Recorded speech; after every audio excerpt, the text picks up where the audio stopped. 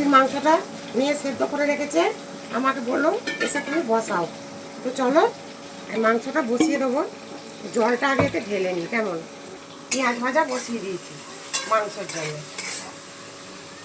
বন্ধুরা খাসির মাংসটা পেঁয়াজ ভাজা হয়ে গেছে, মশলাটাও দিয়ে দিলাম। মশলাটা দিয়ে দিলাম,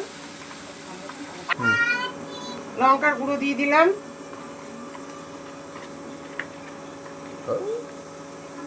দিয়ে দেবো এখন মশলার সঙ্গে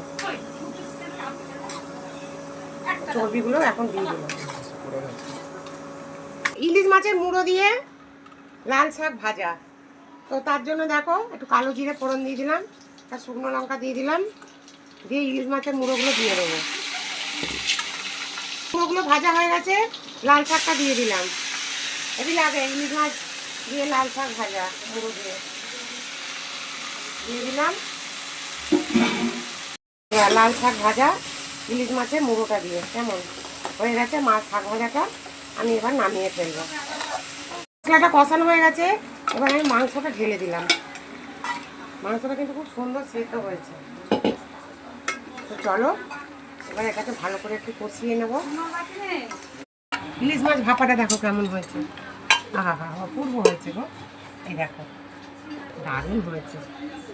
ইলিশ মাছ ভাপাটা কমপ্লিট হয়ে গেছে। তো চলো একে একে রান্নাগুলো সারি।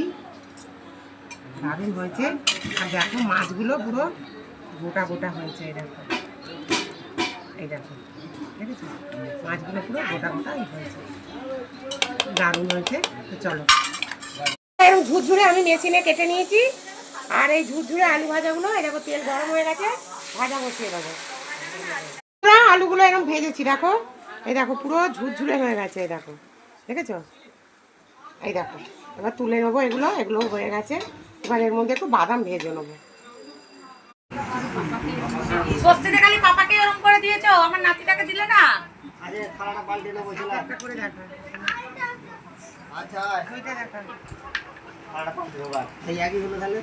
আয় নাই মাম্মামকে দিই, মাম্মামকে দেবো এরকম করে। ঠিক আছে আমি দিচ্ছি।